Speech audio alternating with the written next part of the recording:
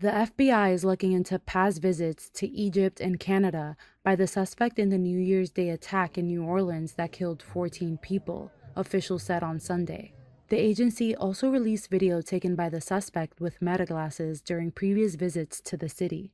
The video shows him traveling through the New Orleans French Quarter, the neighborhood where the attack occurred on Bourbon Street. The FBI said he made at least 2 trips to the city in the months before the attack, one in October and another in November, and stayed in a rental home during that time. The FBI said Jabbar traveled to Cairo, Egypt from June 22nd until July 3rd, 2023, and then flew to Ontario, Canada a few days later on July 10th. He returned to the U.S. on July 13th, 2023, the FBI said.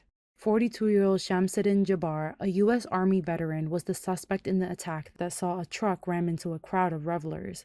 He was killed in a shootout with police after the rampage, which also injured dozens of people.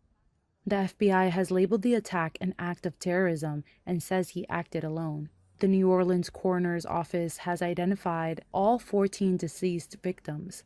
The youngest was 18 and the oldest was 63. Most were in their 20s. Local resident Christy Nelson was at a memorial on Sunday, paying tribute to a friend who was killed. Well, one of our good friends, Elliot Wilkerson, passed away in the tragedy that happened on Bourbon Street the other night on New Year's Eve.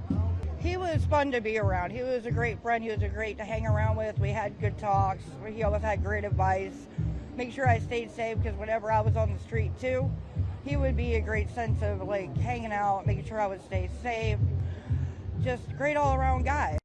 Since the attack, New Orleans officials have faced scrutiny over whether they left citizens vulnerable as crews were removing old bollards and installing new ones.